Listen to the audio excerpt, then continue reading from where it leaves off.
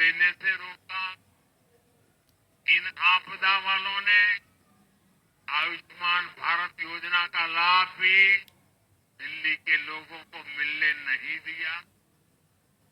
अब दिल्ली के लोगों ने साफ संदेश दिया है, गवर्नेंस।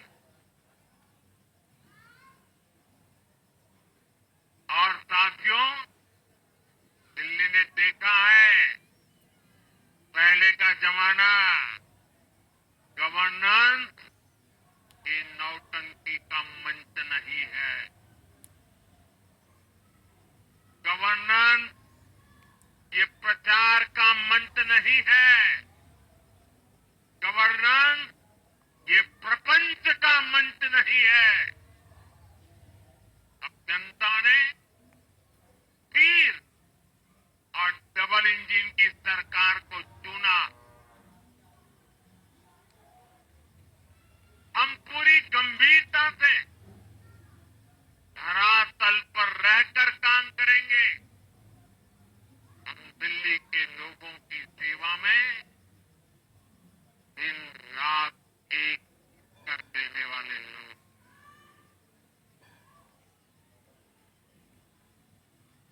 साथियों, पूरा देश जानता है कि जहां एनडीए है वहां सुशासन है, विकास है, विश्वास है। एनडीए का हर कैंडिडेट, हर जनप्रतिनिधि लोगों के हित में काम करता है। देश में एनडीए को जहां भी जनादेश मिला है, हमने उस राज्य को विकास की नई ऊंचाई पर पहुंचाया है। और इसलिए भाजपा को लगातार जीत मिल रही है। लोग हमारी सरकारों को दूसरी बार, तीसरी बार चुन रहे हैं। उत्तराखंड, हरियाणा, उत्तर प्रदेश, एमपी में, गुजरात, गोवा, महाराष्ट्र, बिहार में, असम, अरुणाचल, मणिपुर में, हर राज्य में हमें दोबारा सत्ता मिली है। साथियों, यहां दिल्ली के बगल में यूपी है। एक जमाने में उत्तर प्रदेश की कानून व्यवस्था कितनी बड़ी चुनौती थी और सबसे बड़ा चैलेंज नारी शक्ति के लिए होता था। यूपी में दिमागी बुखार का कहर बरसता था, लेकिन हमने इसका अंत करने के लिए संकल्पबद्ध होकर काम किया। आप याद करिए, महाराष्ट्र में हर साल सूखे के कारण हमारे अन्नदाताओं पर कितना बड़ा संकट आता था, लेकिन हमारी सरकार आने के बाद हमने जल युक्त शिविर जैसे अभियान चलाकर किसानों तक पानी पहुंचाया। हरियाणा में किसी को बिना खर्ची, बिना पर्ची के सरकारी नौकरी नहीं मिलती थी, लेकिन आज बीजेपी ने वहां सुशासन का नया मॉडल स्थापित कर रही है। पूर्वोत्तर में हमारी सरकारों ने वहां के लोगों को विकास की नई धारा से जोड़ा है। एक जमाना था जब गुजरात में पानी का इतना बड़ा संकट था, खेती किसानी मुश्किल थी, लेकिन आज वही गुजरात एग्रीकल्चर पावर हाउस बनकर उभरा है। आप याद करिए, नीतीश जी के पहले बिहार में था, बिहार में नीतीश जी को अवसर मिला। बदलाव भी तभी आया जब एनडीए की सरकार आई। ऐसे ही आंध्र प्रदेश में चंद्रबाबू नायडू गारू ने अपना ट्रैक रिकॉर्ड साबित किया है। ये सारे उदाहरण बताते हैं कि एनडीए यानी विकास की गारंटी। एनडीए यानी सुशासन की गारंटी। साथियों, सुशासन का लाभ गरीब को भी होता है और मिडिल क्लास को भी होता है। इस बार दिल्ली में गरीब, झुग्गी में रहने वाले मेरे भाई बहन, हमारे मिडिल क्लास ने भाजपा को जबरदस्त समर्थन दिया है। चाहे कोई भी प्रोफेशन हो, हर वर्ग के बहुत सारे प्रोफेशनल्स हमारी पार्टी में काम कर रहे हैं। और इसका सबसे बड़ा कारण यह है कि हमारी पार्टी ने हमेशा मिडिल क्लास को अपनी प्राथमिकता पर रखा है। यही दिल्ली में हमने सबसे पहले मेट्रो का काम शुरू किया। हमने अन्य शहरों में एयरपोर्ट, मेट्रो और अर्बन डेवलपमेंट के प्रोजेक्ट पर काम किया। हमारी योजनाओं में बहुत ज्यादा फायदा मिडिल क्लास को मिलता है। स्टार्टअप इंडिया जैसे अभियानों के कारण छोटे शहरों के लोग अपने सपनों को पूरा कर रहे हैं। आयुष्मान भारत और जन औषधि केंद्रों के कारण देश के करोड़ों लोगों को अच्छी स्वास्थ्य सुविधाएं मिल रही है। साथियों, देश की नारी शक्ति का आशीर्वाद हमारा सबसे बड़ा रक्षा कवच है।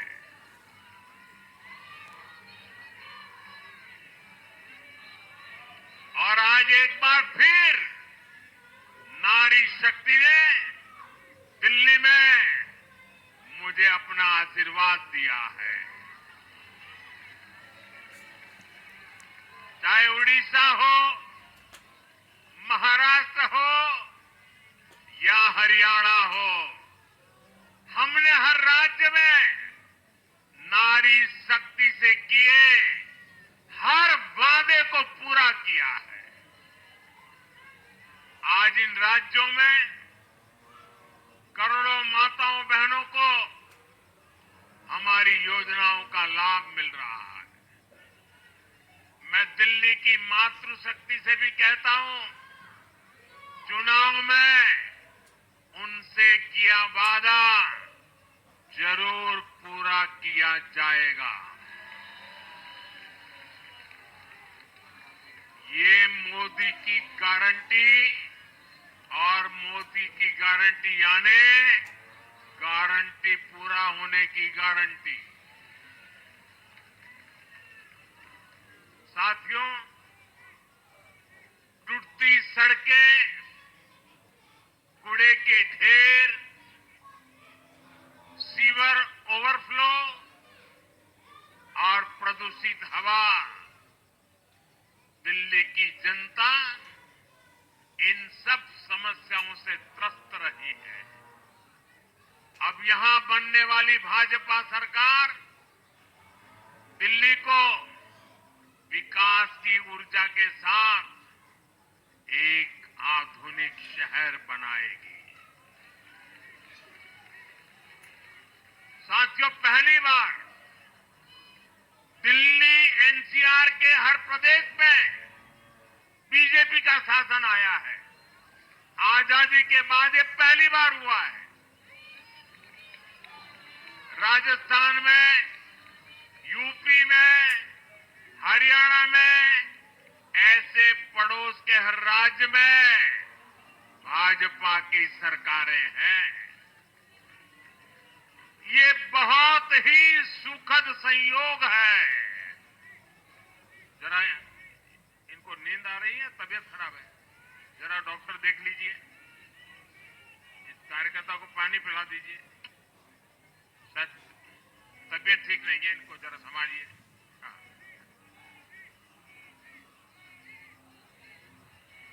नहीं, वो थोड़े अनईजी लग रहे हैं। आप पानी पिलाइए, थोड़े अनईजी लग रहे हैं।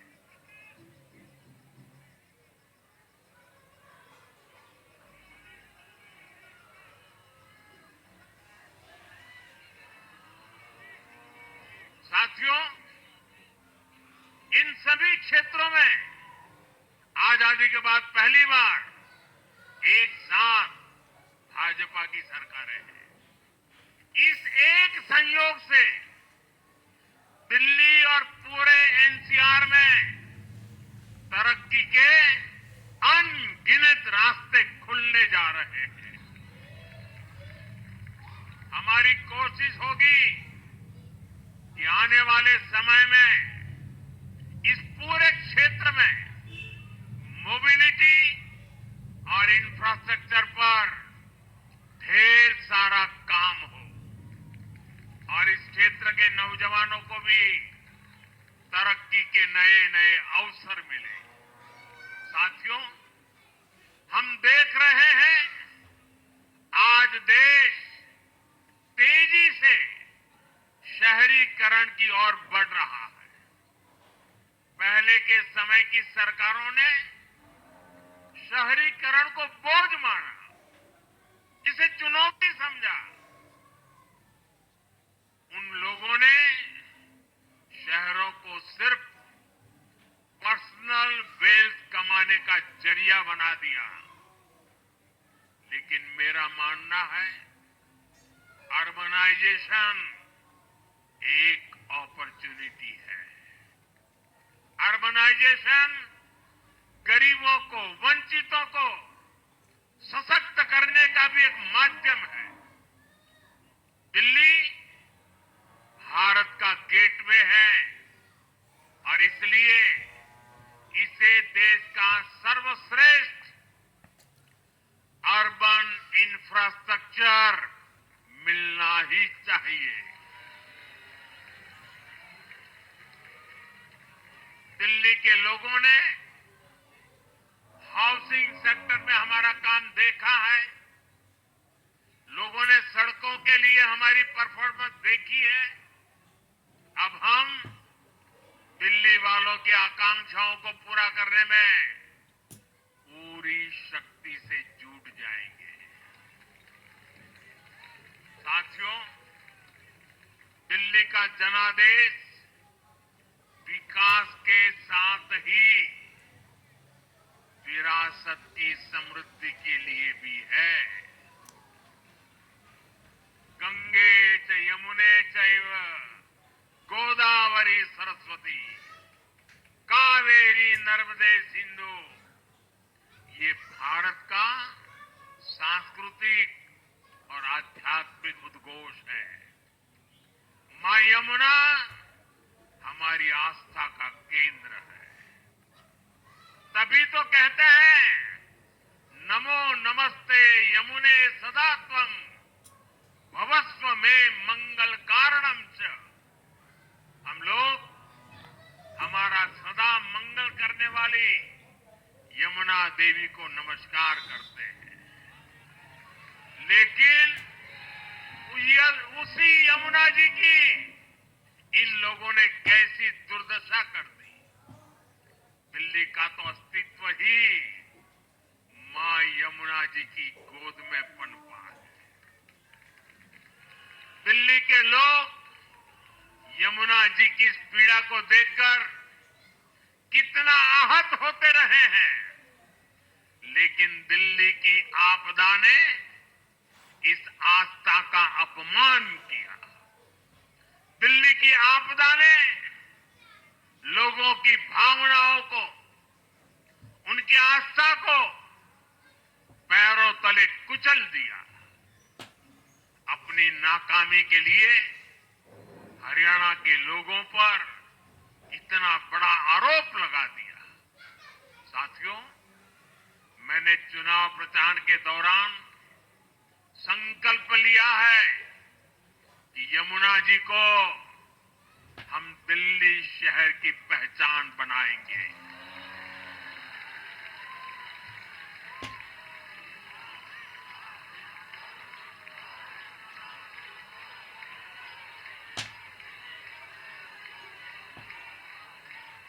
मैं जानता हूं ये काम कठिन है। मैं ये भी जानता हूं ये काम बहुत लंबे समय का है। गंगा जी का देखिए, राजीव गांधी के जमाने से वो काम चल रहा है। समय कितना ही क्यों न जाए, शक्ति कितनी ही क्यों न लगे, लेकिन अगर संकल्प मजबूत है तो यमुना जी के आशीर्वाद रहने वाले हैं। हम मां यमुना जी की सेवा के लिए हर प्रयास करेंगे, पूरे सेवा भाव से काम करेंगे। साथियों, ये आपदा वाले ये कहकर राजनीति में आए थे कि हम राजनीति बदल डालेंगे, लेकिन ये कट्टर बेईमान निकले। मैं आज वरिष्ठ महानुभाव श्रीमान अन्ना हजारे जी का बयान सुन रहा था। अन्ना हजारे जी काफी समय से इन आपदा वालों के कुकर्मों की पीड़ा झेल रहे थे। आज उन्हें भी उस पीड़ा से मुक्ति मिली होगी। साथियों, जिस पार्टी का जन्म ही भ्रष्टाचार के विरुद्ध हुए आंदोलन से हुआ हो, वही भ्रष्टाचार में लिप्त हो गई। ये देश की ऐसी पार्टी बनी जिसके मुख्यमंत्री, मंत्री भ्रष्टाचार के आरोप में जेल गए, जो खुद को ईमानदारी का सर्टिफिकेट देते थे और दूसरों को बेईमानी का मेडल देते घूमते फिरते थे, वो खुद भ्रष्टाचारी निकले। ये दिल्ली के भरोसे के साथ बहुत बड़ा धोखा था। शराब घोटाले ने दिल्ली को बदनाम किया। स्कूल और अस्पताल में हुए घोटालों ने गरीब से गरीब को परेशान किया, और ऊपर से अहंकार इतना कि जब दुनिया कोरोना से निपट रही थी तो ये आपदा वाले शीश महल बना रहे थे।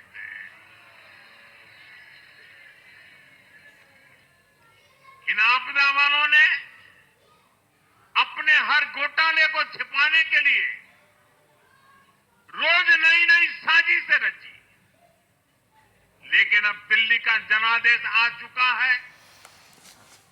मैं गारंटी दे रहा हूं, पहले विधानसभा सत्र में ही सीएजी की रिपोर्ट सदन में रखी जाएगी।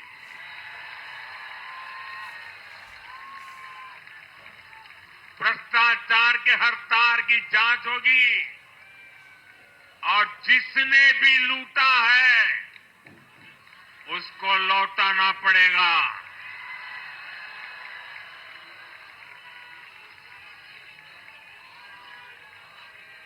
ये भी मोदी की गारंटी है।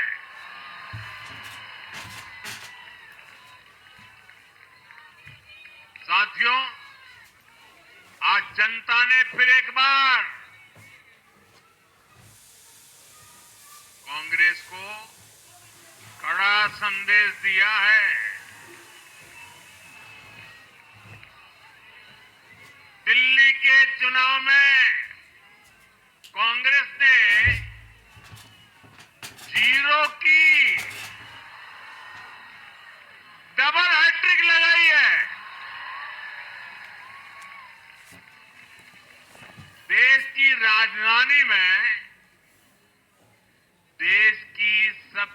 पुरानी पार्टी का लगातार दिल्ली में 6 बार से खाता नहीं खुल रहा है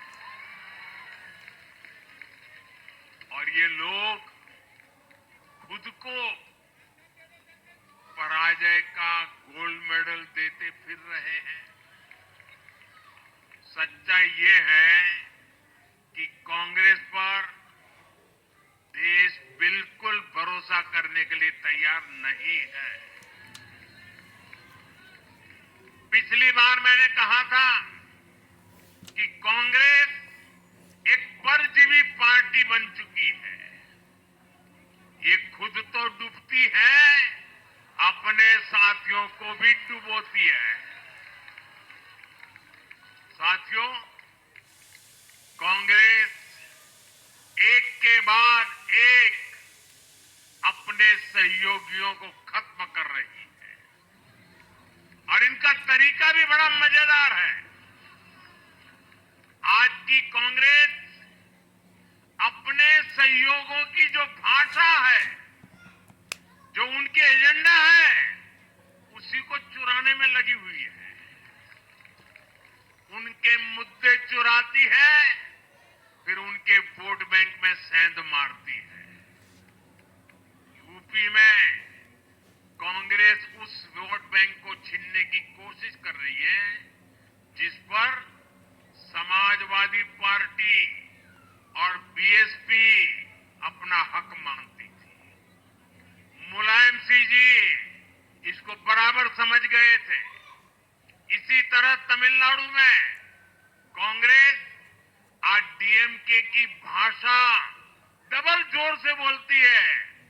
उनको डीएमके के वोटर को लुभाना करके खुद की हैसियत बनानी है। बिहार में भी ये कांग्रेस ही है जो जातिवाद का जहर फैलाकर अपनी सहयोगी आरजेडी का जो पेटेंट है उसी जमीन को खाने में जुट गई है। ठीक ऐसा ही हाल जम्मू कश्मीर, बंगाल में भी कांग्रेस ने अपने सहयोगियों का किया है। अब आज दिल्ली में भी साफ हो गया कि जो भी कांग्रेस का हाथ एक बार थामता है उसका बंटाधार होना तय हो जाता है।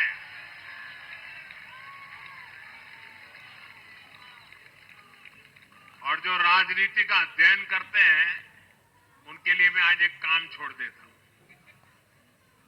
देखिए, इन्होंने 2014 के बाद 5 साल तक ये कोशिश की, हिंदू बनने की कोशिश की। मंदिरों में जाना, मालाएं पहनना, पूजा करना, भांति भांति की कोशिश की। उनको लगा कि ये करेंगे तो बीजेपी की वोट बैंक में हम सेंध मार करके कुछ ले आएंगे, लेकिन उनकी दाल गली नहीं। तो आपने देखा होगा पिछले कुछ वर्षों से उन्होंने वो रास्ता बंद कर दिया। उन्होंने माना कि ये भाजपा का क्षेत्र है, उसमें पैर नहीं डाल सकते। अब जाए तो जाए कहा, तो ये राज्यों की जो अलग अलग पार्टियां अलग अलग अपने मुद्दों पर जो अपनी जान चला रही हैं, अब उनकी नजरें उन पर है और इसलिए, और वो भी समझ गए होंगे, बोलते नहीं होंगे, समझ गए होंगे कि ये उनको ही खा रहे हैं। साथियों, इंडी गठबंधन के दल अब कांग्रेस का ये कैरेक्टर समझने लगे हैं। इंडी वालों को ये एहसास हो रहा है कि जिस वोट बैंक को उन्होंने कांग्रेस से छीना है, अब कांग्रेस उसे वापस पाने में जुटी है। इसलिए दिल्ली में हमने देखा इंडी के ही दलों ने एकजुट होकर कांग्रेस को हैसियत बताने की कोशिश की, अपने वोट बैंक को रोकने की कोशिश की। ये मीडिया वालों को पता नहीं समय नहीं मिला, तो समय ही समय है उनके पास। इंडी गठबंधन पूरा दिल्ली में कांग्रेस के खिलाफ मैदान पे उतरा था, और फिर भी क्या हाल हुआ देखिए, दोनों तरफ। साथियों, वो कांग्रेस को रोकने में तो सफल रहे, लेकिन आपदा को बचाने में कामयाब नहीं हो पाए। साथियों, कांग्रेस का हाथ थामने वाले इसलिए भी बर्बाद हो रहे हैं क्योंकि आज कांग्रेस वो कांग्रेस नहीं है जो आजादी के आंदोलन के समय थी, जो आजादी के बाद कुछ दशकों तक थी। आज वो कांग्रेस नहीं है। आज कांग्रेस देश हित की नहीं, अर्बन नक्सलियों की राजनीति कर रही है। कांग्रेस के नेता जब कहते हैं वो भारत से लड़ रहे हैं, इंडियन स्टेट से लड़ रहे हैं, ये नक्सलियों की भाषा है। ये समाज में, देश में अराजकता लाने की भाषा है। और यहां दिल्ली में तो आपदा भी उसी अर्बन नक्सली सोच को ही आगे बढ़ा रही थी। कांग्रेस की अर्बन नक्सली सोच राष्ट्र की उपलब्धियों पर अटैक करती है। ये पूरी दुनिया में अपनी ही सोच का आर्थिक, सामाजिक और राजनीतिक निजाम लाना चाहती है। जब ये कांग्रेस में अर्बन नक्सलियों का डीएनए घुस गया है, तब ये कांग्रेस हर कदम पर बर्बाद हो रही है। साथियों, आज दिल्ली से मैं देश के नौजवानों से भी अपना एक आग्रह दोहराना चाहता हूं। मैंने 1 लाख नौजवानों को राजनीति में आगे आने के लिए कहा है। ये मैं इसलिए कहता हूं कि देश को सही मायने में एक गंभीर पॉलिटिकल ट्रांसफॉर्मेशन की जरूरत है। विकसित भारत को नई प्राण शक्ति की जरूरत है। 21वीं सदी की राजनीति को नए आइडिया, नई ऊर्जा की जरूरत है, नए चिंतन की जरूरत है। ये मैं इसलिए भी कह रहा हूं क्योंकि अगर अच्छे नौजवान बेटे बेटियां राजनीति में नहीं आएंगे तो ऐसे लोग राजनीति पर कब्जा कर लेंगे जो राजनीति में नहीं आने चाहिए।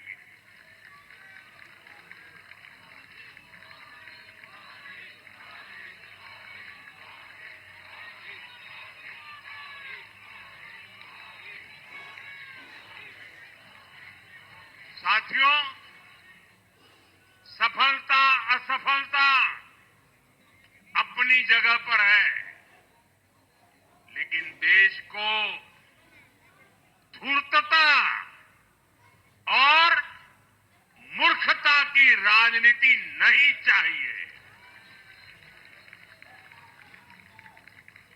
एक तरफ धूर्तता है तो दूसरी तरफ मूर्खता है। देश का तेजस्वी युवा अगर राजनीति में नहीं आएगा तो देश धूर्तता और मूर्खता की राजनीति में फंस जाएगा।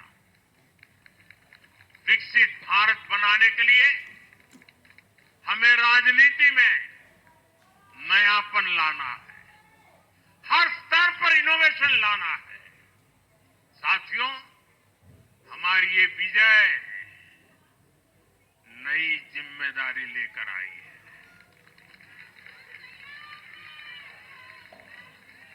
भाजपा रिफॉर्म और परफॉर्म की गारंटी देती है। इसमें हर दिल्लीवासी जुड़ जाएगा तो ट्रांसफॉर्मेशन और तेज गति से आएगा। हमें दिल्ली के विकास के लिए मिलकर काम करना है। हम कंधे से कंधा मिलाकर चलेंगे। हम मिलकर दिल्ली को विकसित भारत की विकसित राजधानी बनाएंगे। साथियों, मैंने हमेशा जिस मंत्र को जिया है और जिस मंत्र को हमेशा मैं मेरे लिए भी पुनः स्मरण करता रहता हूं, मेरे सभी साथियों के लिए भी पुनः स्मरण करता रहता हूं, और वो है हमें हमेशा जब जब विजय मिले अपनी नम्रता को कभी छोड़ना नहीं है। अपने विवेक